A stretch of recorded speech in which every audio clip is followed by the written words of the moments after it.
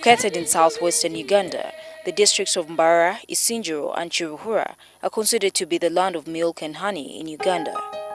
The districts generally receive good amounts of rainfall and they are endowed with many freshwater sources and good climate for agriculture to thrive. As a result, they become a food basket for Uganda, mainly producing milk and bananas, commonly referred to as matoke. Despite the good amounts of rainfall received in southwestern Uganda and the abundance of many fresh water sources, many people in Mbarara, Isinjiro and Chiruhura districts do not have access to adequate safe water and sanitation services. People living on hilltops do not have sustainable access to safe water because most of the water sources are located in the valleys where they compete with animals for unsafe water.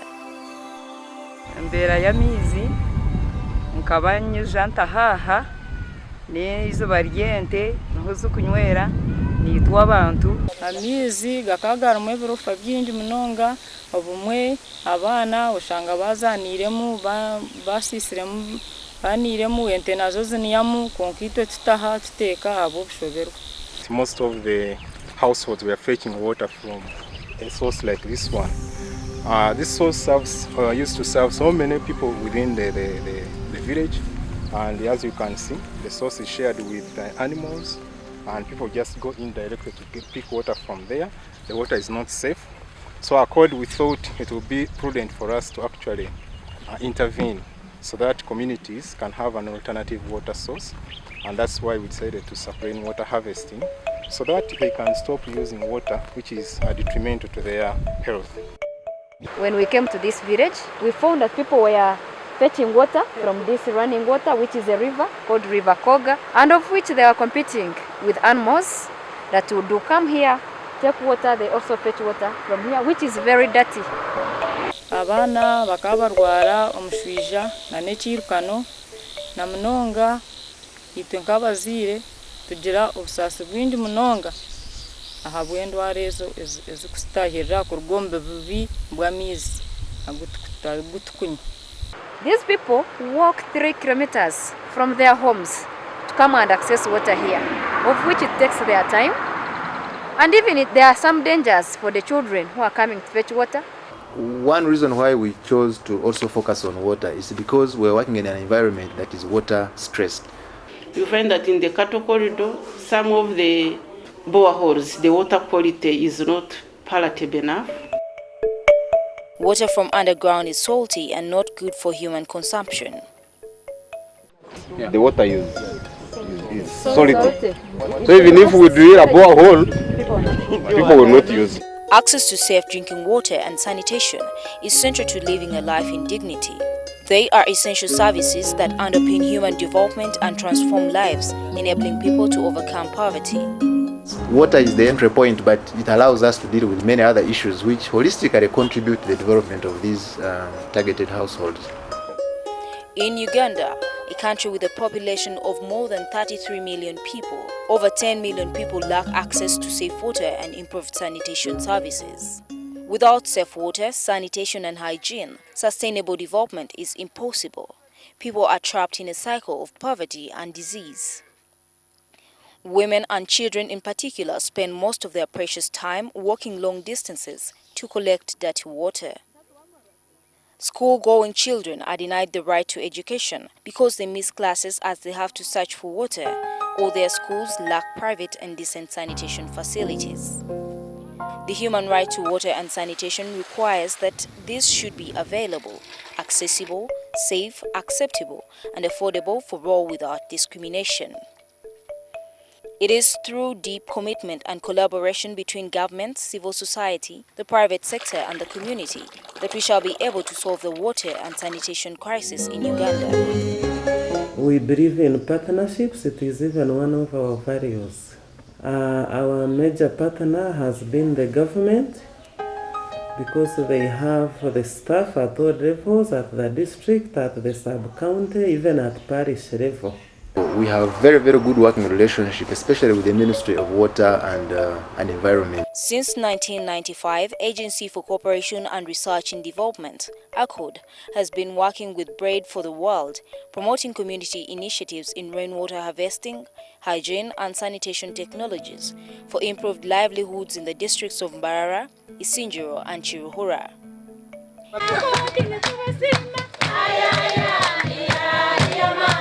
ACOD is a Pan-African organization which works on issues of social justice and long-term development in 18 African countries. We have 4 major areas that we work on.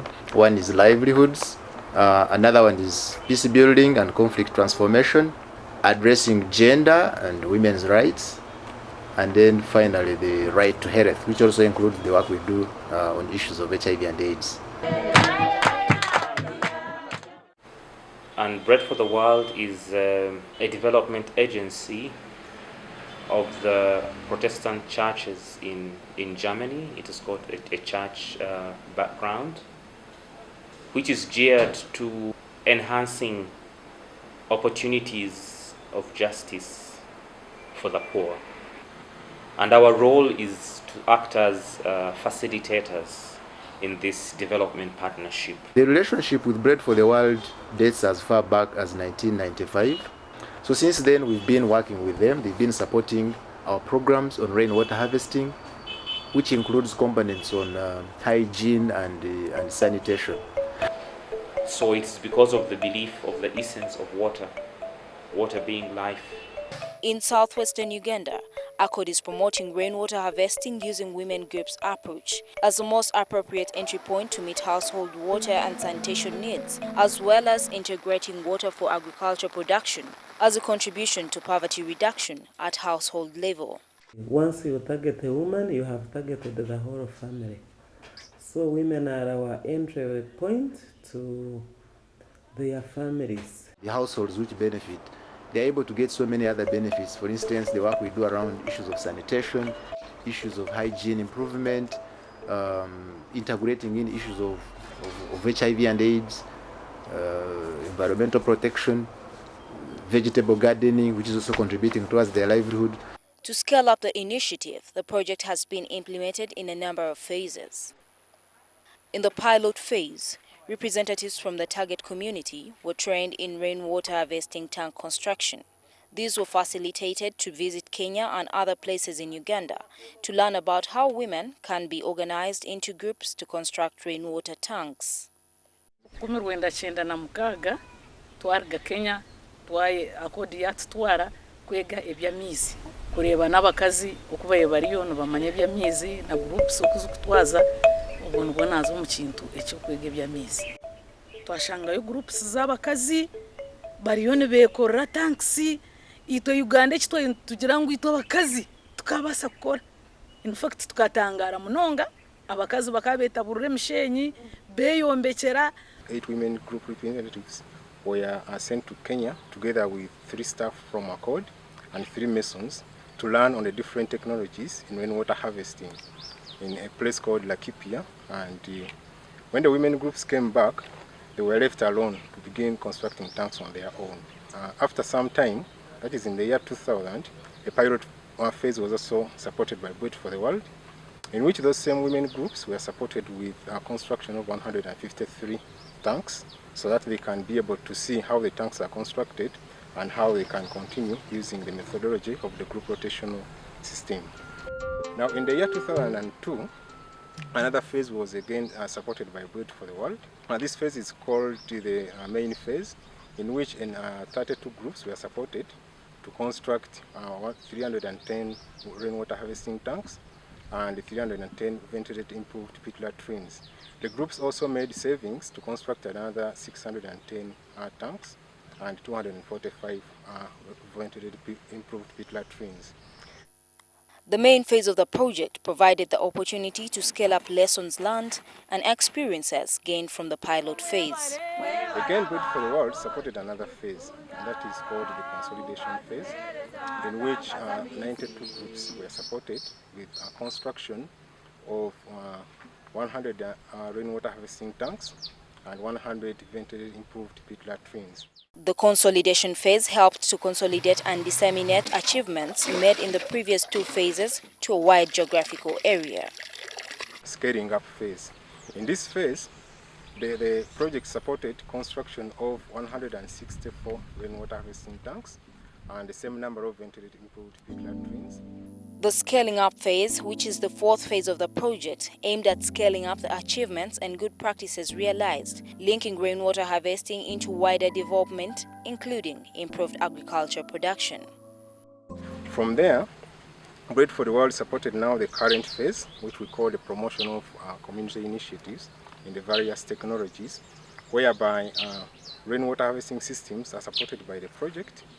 And to be exact, 160 rainwater harvesting systems, together with the 8 biosand filters, which can filter water so that water becomes slightly more pure than how it is, and also fuel-saving stoves, so that groups can have different kinds of technologies from which they can learn and be able to replicate. The self-supply phase, which is the final phase of the project, aims at promoting community initiatives in rainwater harvesting, hygiene, and sanitation technologies for improved livelihoods.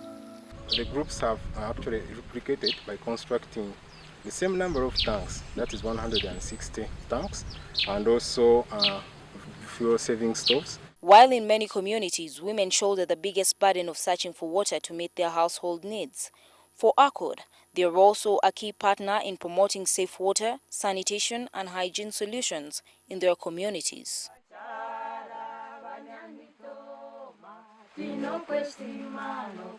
We usually work with the existing groups in the communities, those ones already doing something like farming, like handcrafts. ACOD kwiziro muri kishasha yashanga twatanise nka gurupu ite nk'abakazi tutine misi gona gutwabe twine ahabwe amakagitu n'abana bitu. Ndiyo mwombeki nkegera mu kitongore ekya ACOD hati ngiye kubayizire kubagira ngo benda kutuyamba kutamizi kandi kutushomesa okwombeka nahurira nakenyigira munonga ecyo kugira ngo mbe ninyemanyira umurumogwe unyambe kandi nyambe n'abagenzi banje atunayegire none ngenda nkwata tenda nijana bamemba basigaza bunayegire nabo mbataho tutandika kwombeka nyuhatimba nka manager. After training in group dynamics, members of the women groups mobilized their own resources for each to acquire a rainwater harvesting tank. Twabanturundana nka sente zo kwombeka tanka ya memba itwabwa group yitu ntitera shiringi kakaga bursande ntitera kakaga. We usually train masons within the communities who actually give them support to construct the tanks. Even if they are not fully engaged in the real construction, but they have the skills and the knowledge that enables them to supervise work when it is being done by the masons. When the money raised is enough to construct a rainwater harvesting tank, then ballot papers are casted to choose who gets the tank first. The process is followed until the completion of a rainwater tank group rotation. With this approach, ACOD has enabled many rural women acquire rainwater tanks, something they would not have been able to afford without working in groups. Having skills in rainwater tank construction has given them fame within their communities and beyond. The women have also gained public speaking skills and confidence to vie for elective posts. Another important area actually which we emphasize is HIV/AIDS and gender mainstreaming. If communities are not made aware of the effects of HIV/AIDS, even the development work that you engage them in might not be so helpful to them, because at the end of the day, some of them might die along the way. The women who have acquired rainwater harvesting tanks are very happy because their dignity has been restored. Ebirunje bituyiremu abana bitu bashomere abo kugira ngo tuyinamize. Ebirunje bituyiremu ahabwa ebiyonjo obukwatirine neka tineke yo kushange eryendofu kandi yinamize ebintu byogize esefuriya zirije toilet ziryaho ziroho zirahamizi na wayenda nturambura rero ninkoreka. Women are supposed to stay at home. But this project brings them out of the homes to participate into leadership positions in the groups. And they have even moved out of the groups to engage in other leadership positions in society. They gain public speaking skills, and then there is improved relationships in the homes. To sustain the rainwater harvesting initiative in southwestern Uganda, ACOD has continued to train local masons to undertake rainwater tank construction as a business. We have trained a total of 82 masons, and these are the ones we have trained directly. But you find that each mason who is trained also is tasked to train 2 others, so that there is that multiplier effect. So you can talk of 326 masons. The training period for local masons varies. People with construction knowledge can perfect the art of tank construction after working with a senior mason to construct about 10 tanks. For those without construction skills, it can take them even a year to learn tank construction. During training for local masons, focus is put on critical stages that include the tank foundation, mixing ratios of cement and sand. Tutabura kahubisha tuzo musenyi umushahemo ya simenti niyoroshe tukolesa kugirira umushenyi kwarte yago gwagutine mabare mingi twandikozesa kahubibi umushahemo gwagwina mabare mingi mwene gwenyanza twandikozesa kahuba isatu umushahemo ya simenti. We train them on how they can build the tank from the foundation to the walling and to the roof, and also how they can be able to cure the tank. Like after building, how they can ensure that the tank does not get cracks by keep curing the tank until the setting takes place. It's like a comprehensive training whereby they are trained in all aspects of tank construction, including building the tank reservoir and also putting the gutters which direct water from the roofs into the tank. Yeah, the critical stages are the foundation, because this is what holds the whole weight of the water and also the tank structure. Stage ya mani yoshe mkwano teka hamani wano embeke tanka eyo kubanza ni foundation. Hakuba ya betine foundation egumere nenanga nehirima. So the person has to be very careful on the materials that he puts in the foundation, including the quality of the hard core and also the quality of the aggregates. Then the second stage is on the walling, whereby they have to be very careful about the verticality of the wall, because if the tank is slanted, then it's very likely to fail. The tanks come with different designs and capacity depending on the household needs. The partially below ground are relatively cheaper to construct but difficult to clean. So the water is mainly meant for irrigating backyard gardens. And as a code, we are promoting both types because we want to undertake technology transfer to the communities, such that the communities can have a wide range of options from which to choose from. For Francis Mogabo, rainwater harvesting tank construction has become his full-time job. He has so far trained more than 150 masons, and other organizations hire him to train their masons too. Ndambwiro mu district nyingi na no mu bitongore bitakushana bakumpa basigaze bo training. Konka technically abunye training remwe n'abacha baika kachikumi matano. Francis believes that ever since he trained as a mason, he has constructed more than 20,000 tanks in different parts of Uganda. Okutwariza hamwe kugirira akunyombekire zirenga no mitware ebiri tinkaenda kubiha kuba tinkuzimaya. ACOD also uses the model village approach to demonstrate and scale up good practices for community empowerment and holistic development. Each model village has an average of 510 households. Due to limited resources, we could not spread to all villages, so we have to choose one village, which is called a model village. That's how we term it. And in this village, that's why we concentrate, do our work. We want to set up like what you would call a model of excellence, a center of excellence. You have, yes, women groups working on these tanks. You are integrating in sanitation, hygiene improvement. You are bringing aspects of environmental protection and all that. Then other groups, other communities can even come and learn from this. As we are in Nyamitoma, in Bubare sub-county, we found there a group from Bugamba sub-county, which is also in Mbarara. headed by the district health inspector, that they had come to learn from what we have been doing, mostly on concerns of sanitation. Nyamitoma ni kumuha myanya iyakozero buyonjo ikamutindugura hakakire so twatwizere kuboreka nkuko bakozere ubundi bahindura hamwanya bakatunga n'ebitekateko ibyaba n'imihanda y'ibandi bakozeremo ubundi kikabarahukira nabo gukora ikibantu bende almost burika in tanka y'amizi. Through peer-to-peer learning, many households have learned how to construct bath shelters and latrines using locally available material to end open defecation. People have used the local materials to put all the sanitation facilities that are required, like the latrines, like the bathrooms, the urinals, the tippet tap, and what. Yeah, as you can see, this is a bath shelter made of local materials. These are banana fibers, these are papyrus. So of which we train these people to use the local materials, which are very accessible to each and every one. Almost all households in the model villages have adopted the use of drying racks. They no longer put their household's utensils on the ground. When akatandaru kanje nyo nkanyambo mdimukezi kuko banta kogize bintu bimwe mkwasaha rero ncheza kozya ebikiri nyinjere mkwasa yiko. We are also promoting this drying rack of 3 steps, of which this one is where to press things for washing, which are ready to be washed. And even when a person is washing, not bend down, to keep on standing and wash from here.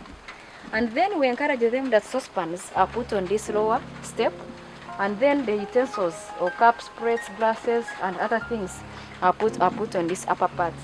Under this project, ACUD demonstrates a good example of how civil society organizations can use water, sanitation and hygiene as an entry point to mobilize rural communities, build their capacities, and work with district local governments to foster holistic development. For sustainability of the project, ACUD puts emphasis on community ownership and participation in decision-making processes in all stages of the project cycle. The whole design of the project ensures that there is sustainability. There is equal full participation and involvement of the women groups in the whole process of construction. The project has led to improved health and increased agriculture production in the project area. Almost all households in the project area are using latrines. They practice hand washing with soap after visiting the latrine and have drying racks. There has been reduced instances of diarrheal diseases, all waterborne related diseases, as an intervention by the project, and this is evidenced by the reduced cases of reported diseases at the health centers. There has also been a change in people's attitudes and behaviors. There is a reduced workload for both women and children, and the children get enough time to study, and even in the evenings they have time to do their work. But what I see is complete transformation in a household. When you go back to visit, you find everybody is clean. You find even they have improved on the home from mud and water to near permanent. You find them with income generating projects. The project has been a learning experience not only to ACUD, but also to the district local governments and beneficiary communities. Of course, a code approach to me is good, and it has worked. So someone with little money at least has afforded to be lifted up through a group, but with government tugenda nabagenda. Yeah, what I have learned, like a code, it doesn't discriminate.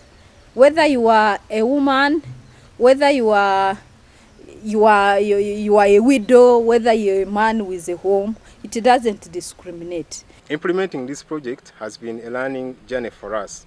For example, as a code staff, we have learned a number of ways of implementing rainwater harvesting systems, and also how to organize groups like women groups to implement development projects. The government has also gained confidence in us. They actually at one time entrusted us to implement a pilot project on their behalf in Rakai districts and Bushenyi district. We've learned that when the women are spearheading a development process, then that process is likely to do what? To succeed.